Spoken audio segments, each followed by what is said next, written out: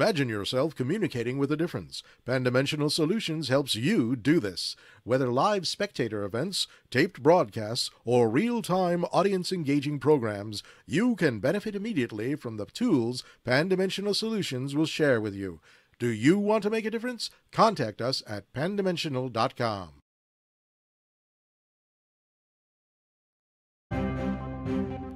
Welcome, everyone, to this edition of the State of Greater Western New York Report. Join us each episode as we discuss fantastic topics ranging from history to science to the strange and the wonderful, as well as the treasured spirit with which our region has infused America. We challenge you to consider all things Greater Western New York, from our region's very beginnings to how it inspires, how it empowers, and why it is so admired. Here's the host of the State of Greater Western New York Report, Chris Carosa. Hi, everybody, and welcome to another great week of the State of Greater Western New York. And this week, we're going to be focusing on helpful tips for small businesses when it comes to public relations and that sort of thing. So with me today, I've got two very experienced public relations experts. We've got Charles Jones. He works at C.J. Jones in Rochester, New York, and Steve Reszka, who works with Reszka Associates out of Williamsville. So we'll start off with Charles first. Charles, why don't you tell us a little bit about yourself, your background, and how you got started in this business? Great. Well, I'm very pleased to be joining you this afternoon, Chris. Well, just to give you a little more about myself, I am a former broadcast television reporter who transitioned into public relations about 20 years ago. During that time, I've worked in several different markets across the country. Lately, before moving to Rochester, was in the state of Florida. There I worked for a very large PR firm, and I was mainly in charge of representing the professional services clients, and that would include your lawyers, your doctors, architects, real estate, anyone who has a degree or works in an industry where it's a professional service. I also work in crisis management and also do a lot of work with small and medium-sized companies in terms of their communications. Excellent, Charles. You know, one of the things that struck me about your experience is that you had experience with larger firms on the national level. Before we get into the small business tips, tell us a little bit about what it's like to work in that sort of environment, and what are give you a story or two that might excite the audience. Great. So working with a larger company, the different disciplines are pretty much defined, and you have people who work in different areas. And I mean, when it comes to advertising, you have a complete advertising department. With marketing, you have a complete group who works on everything related to business development and branding.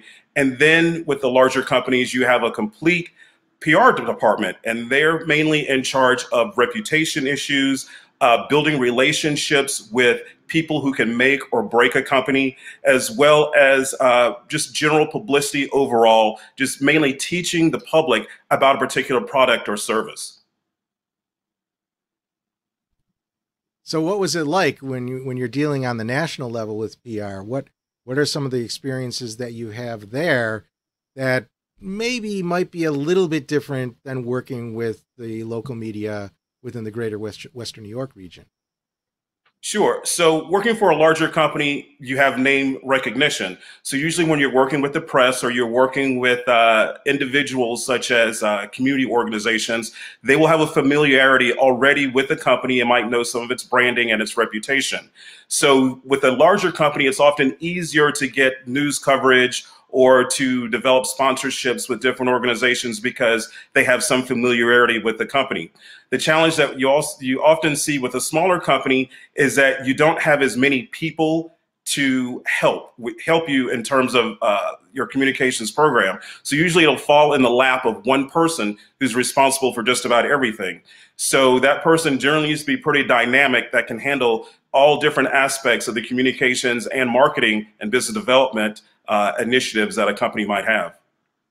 Tell us a little bit about making a plan. A lot of people just dive into publicity or PR saying, hey, you know, I just did something. Let's go out there and get the coverage on it that we need. But that really is only part of the game. Getting coverage is part of the game. There's a follow-up that's required, and that's where the planning comes in. Tell us a little bit about that.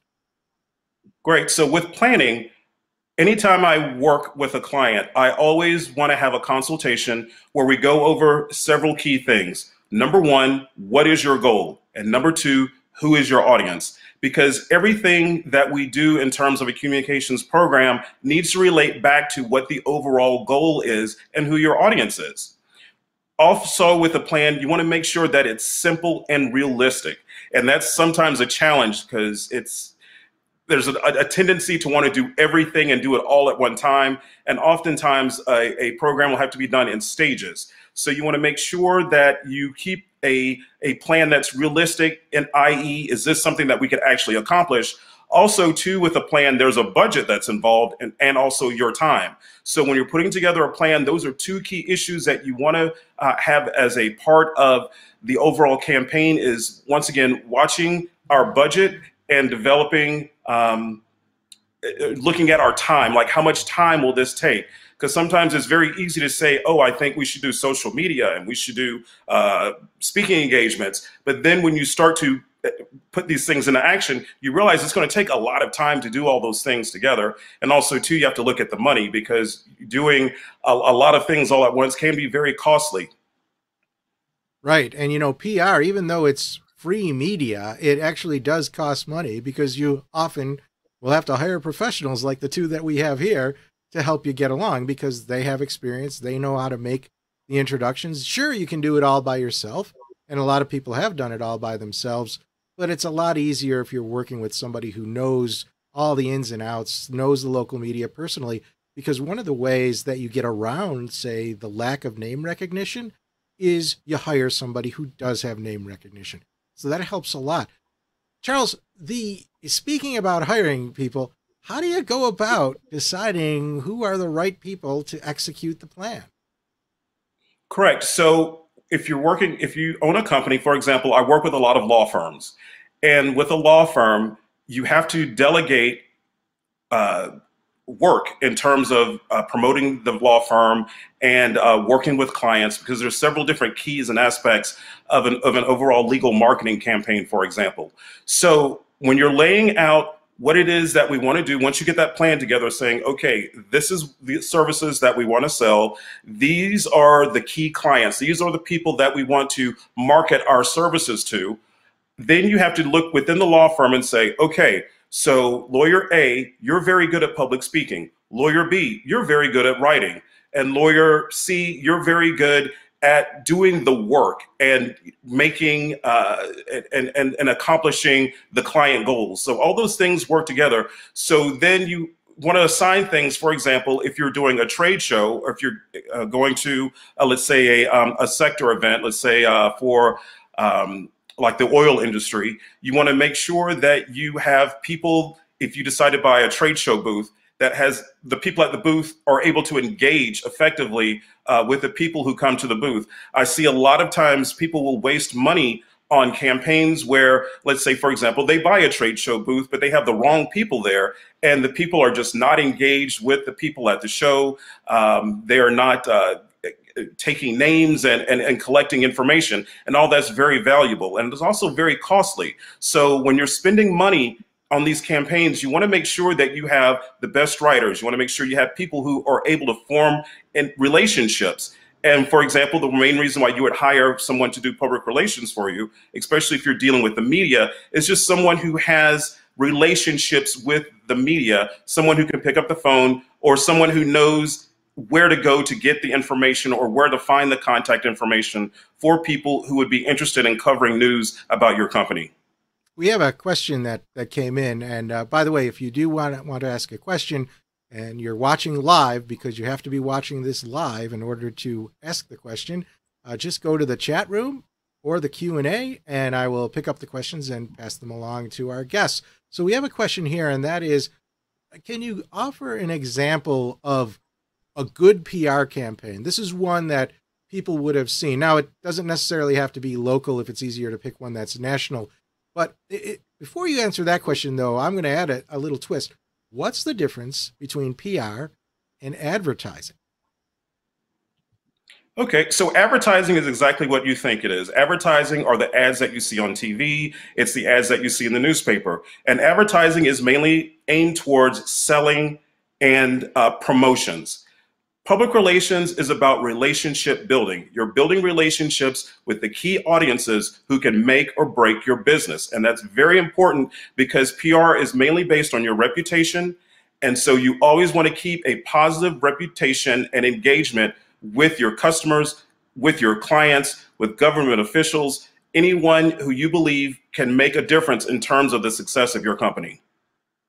So what's an example of someone who has done PR well? And it could be a PR, let's try to avoid using a PR example where they're covering up for a problem that occurred. Let's use a positive PR example. Give us an example or two that you've seen that people have done well with it. Okay. Well, one example that I've seen locally here in Rochester is Royal Car Wash. I understand reading articles about them that they hired a marketing company that specializes in car washes. So once again, they did the research, they found an expert, and the expert comes in. And if you ever go to a Royal Car Wash, you'll see that customer service is the number one thing that they sell to customers. They're selling convenience, they're selling customer service, and they're also selling a quality product. So most of the customers who go to Royal Car Wash, pretty much enjoy the services that they receive from them. Their cars come out clean and shiny. You also get in very fast. Also, the people that you interact with the company are always very friendly, and they always seem to be involved in making sure that you have the best experience when you come to a Royal Car Wash. Let me ask you one more question before the break, and that's kind of an important question. How do you monitor and measure the results of any PR campaign? So the PR campaign, the results, you try to determine at the very beginning. You look at the very beginning and say, hey, okay, so we have this. For example, if I have a lawyer who wants to promote his corporate legal practice. So this could be a corporate legal practice where this person is interested in representing, let's say, the airline industry. So the way you measure the success of the campaign is at the beginning you say, okay, so we recognize that our audience is the airline industry. So we're going to make sure that everything that we do relates back to getting business from the airline industry. That could include articles in airline industry publications. That can include speaking engagements where you're speaking to professionals in the airline industry. So after a period of time that you can set, let's say we're going to set this campaign for 6 months, you look back and say, okay, did we accomplish our goals? Were we able to get articles in the paper, in the proper publications? Were we able to land these speaking engagements and actually meet and engage with people who can refer business to us? So that to me is an example of how we can successfully work with a client to make sure that we meet their public relations goals. All right, thanks. So we're going to take a break now. Charles, stick around. We'll bring you back together with Steve, maybe to field some questions towards the end of this show. But just want to remind everybody that you're watching the State of Greater Western New York Report. If you're watching live, just ask us a question. We'll ask our guests. Otherwise, we'll be right back with Steve Reszka.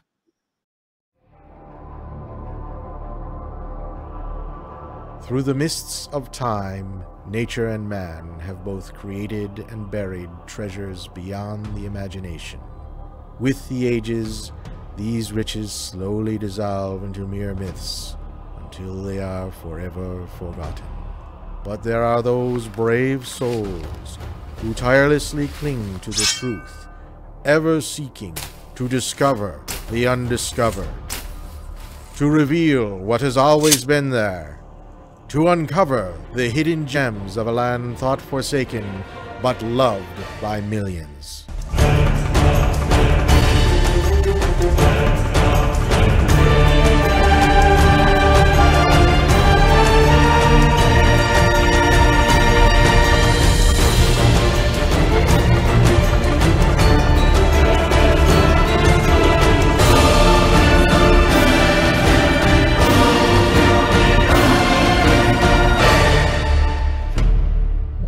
"50 Hidden Gems of Greater Western New York." Discover the secrets in your own backyard. Buy your copy now at 50hiddengems.com. Welcome back to the State of Greater Western New York report. And somebody just got a live call, but that's okay. That's why this is a live show, folks. You get to see things that you don't normally get to see in shows that aren't live, where we can cut that stuff out. So with us now is Steve Reszka. Steve has a very interesting background. Steve, I'm going to ask you to kind of tell us a little bit about that first, because I'm sure that the people who are watching are going to say, hey, maybe I know that guy. Yeah, they probably know me from America's Most Wanted, but that's a whole nother story. My background, similar to Charles, is radio and television. Started in radio in Buffalo, moved into television, Texas, Oklahoma, Mississippi, Alabama. Did a lot of reporting for ABC Sport, ABC News, and NBC Sports. And then decided I wanted to move back home, take care of my parents who were, getting up there in age back in the mid 80s. So I came back, opened up business, was teaching corporate CEOs how to deal with the media, how to be interviewed, what to say, what not to say, and then just kind of developed into a public relations firm. We have a very eclectic group of clients, and that kind of spun off into some other businesses as well. We have clients ranging from the New York State maple producers, the folks that make that wonderful maple syrup, place in Great Valley called Pumpkinville, which is one of the top tourist attractions in the southern tier. We represent a number of musical clients from the 60s, 70s, and 80s, everybody from Badfinger, the Hollies, you name them, we represent them, and a lot of events. And that's really kind of one of our forte, is how do we take events, make them different, and really get the message out to people for their sponsors. All right. I was wondering, Steve, do you also represent the Lollipop Guild? No. So I'm not that old, but you never know. Well, some of those acts, I'm thinking, hey, that's pretty cool, to be honest. So let me ask you a question. Maybe not so much the 60s bands, but your typical Western New York small business. What's maybe the biggest question that they ask when it comes to public relations? Oh, to a person, when I sit down with them, and much like Charles said earlier, you sit down and you have to talk to your client about what their goals are and everything. The first thing they say to me is, how do I get on television? And they want to know, they don't want to pay for the advertising. They want to know, how do I get on the TV news? And then you explain everything to them, and you have to tell them, you've got to have a story. You've got to have something that's going to interest not only the potential client, because they'll think everything about their business is important, but the people who are watching the news, the people who are looking to see what's going on in their community. And if you can't give them in 30 seconds a reason to enjoy your story, then you got to sit back and think, okay, maybe public relations and media relations isn't the first thing I need to look at. Interesting. So what are some tips that you might offer people who are just getting started in terms of PR? Say a business that's just getting started, they don't have the budget for marketing, but they do have a story. Let's assume that they do have a story. What are maybe the first steps that they take to go on the road to PR? Well, I think instead of trying to shoot big and trying to shoot for television, newspapers, it really depends on what their story is, and what their market is. Most of the many small businesses we deal with are retail locations. And we believe in kind of, if you remember the old radar that used to start at the center and expand out. That's what you need to do with your marketing and PR. Start getting your message out in your neighborhood. So can that be flyers? Can that be, maybe internet marketing where you're really focusing on your area around your business? Start there where people will easily be able to find you and then you work up from there. Now, sometimes the smaller stories will have, smaller businesses will have some great stories. And then it's a matter of finding out the right person at the right media outlet to tell your story to and to pitch that story. And that takes a lot of research and really getting to know who is there. And, quite frankly, this is what Charles and I do. I mean, we know who the reporters are in our markets, in the markets we represent. We know what kind of stories they want. And quite frankly, we've probably gone out for an adult beverage with many of them, and we know what things they like, what things they don't like, and the stories, especially the stories that don't ever bring me that story. Right. So let's assume that you do get the story out to market, that is being covered. We had a question from someone, and it actually prompted another question I'll ask after. But let's say the story's out there. How do you convert that story into sales? We do it a little bit differently than some of the other places do. We have a very non-traditional public relations and marketing strategy. What I tell my clients is the story is great. For example, if you get a story in a newspaper, it could be a local community newspaper, it could be the daily newspaper, maybe it's the Rochester DNC, or maybe it's the Buffalo News or the Olean Times Herald or whatever. You get that story in there. Don't sit back and expect, okay, everybody's going to call me and I'm going to be rich. What you need to do is then you need to take that story, whether it's a photocopy, whether you scan it, and then that becomes marketing material for you, because it's your job as a business owner to say great things about you. But it's much better if you've got an impartial media outlet saying great things about you. So you take that and you buy some internet, maybe some Facebook ads. Do you photocopy it and send it out to everybody in your neighborhood? Those are the types of things that you really need to do to follow up, to let people know what your story is.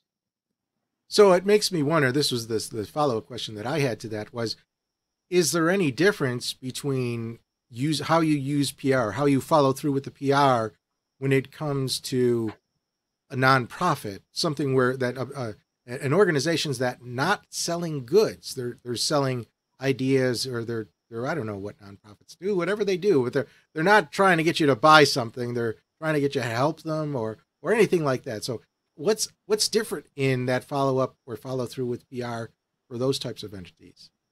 Well, I want to just disagree with you just a little bit, Chris. Every organization is trying to get you to buy something, whether you're buying a product from a business or a nonprofit. You're buying into their mission. They need to sell you on, here's what we need, here's why you need to come to us, whether we can help you with our services or why you should be donating to us. And it all comes down to the same thing. You've got to get the message out of what you do and how you can help people do what you do best. And that's really, it all comes down to the exact same thing. So now I'm wondering, okay, so that's good. Sounds like pretty good tips to me. I'm kind of wondering examples. Can you give me an example just of something that you've done? It doesn't have to be recent. It could be a while ago. Give me an example of maybe how this works in the real world. We represent a place in Great Valley called Pumpkinville. Pumpkinville opened up in the late 80s, and it just like the name might say, it literally was a stand where they sold pumpkins on the side of the road in front of their house. The family sold the place and the farm to another family who came in, and we were working with them. And they were trying to do some different things, and we just decided, okay, you can go buy pumpkins anywhere, but what if you switched some focus and you started to make it an experience for people to go buy pumpkins? So you're not just coming, buying a pumpkin and leaving, maybe you're staying. So they started to create little things to get the families to come. They started with petting zoos and pony rides, and then they've built it up over the years to, you come in there and you buy a wristband and the kids are playing it all afternoon. And now, because of how they've grown it, you come to Pumpkinville for the experience. And by the way, while you're here, buy a pumpkin. So you just have to, look at the focus and how you can grow. Excellent. I have a question that just came in that sounds rather interesting. It tells you a little bit about our audience and where they're coming from. So, and I'll throw this out to both you guys because it's not very, well, it's specific, but not very specific. So there's this concept of the greater Western New York region, whether it's 15 counties or 17 counties or 8 counties. I mean, there's a lot of different sort of definitions for it. How would you recommend the region itself getting publicizing itself? And I think that businesses would like to see this because it might draw more customers in. But if we start speaking ourselves as a region, what would you suggest a way? Let's start with Charles. You get to go first. Sure. Give us a way that you would say, hey, how would you promote us as a region? Correct. So the first thing you need to do is bring the stakeholders to the table and really bring in the different aspects of the Western New York region. Do a roundtable, whatever needs to be done to bring folks together to talk about what it is that we want to accomplish and who are we targeting. So are we targeting just the entire country? Are we targeting travelers, people to vacation here? Are we targeting for economic development?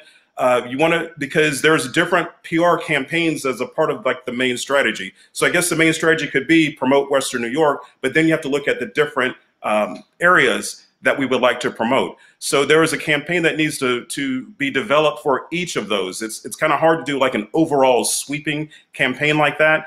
But it is possible. Once again, you have to really figure out what is the end goal and what is something that would make every region happy in terms of, what it is that we hope to accomplish. Then you can begin to look at various tactics. We can look at, okay, we can put a welcome visitors to Western New York campaign, and we start to target areas and really dig deep and look at people who would, for example, would be likely to vacation here. And look at what we have to offer and offer it to people who are looking for that. And when in terms of economic development, really dig and say, hey, this is what we are offering the business community. This is what we're offering corporations. What type of companies are we looking to pull? Right now, for example, in South Florida, they are really trying to bring technology into South Florida. So there is a campaign that involves the city commission. It involves business leaders. It involves the community. It involves the educational organizations, and really looking at, okay, how do we all work together to build a campaign that will draw in people? So once you figure out what it is that everyone wants from all these different various stakeholders, then we can begin to put together a communications campaign. We begin to invite reporters into Western New York and showing them various aspects of the area. And just one more thing. Also, we can build on what we already have. So we have national sports teams, we have hockey, we have skiing, and just really building on those, what we do have, and really bringing that to a national focus and promoting the area. So the bottom line for Tom, who asked the question, is you got to know what you want first before you can figure out what to do. Steve, this one actually I think is going to come to you. This is from John. He wanted to know, and I think it's kind of like a piggybacking off of that first question, was how would you create an experience with an intangible service to differentiate, say, from Pumpkinville?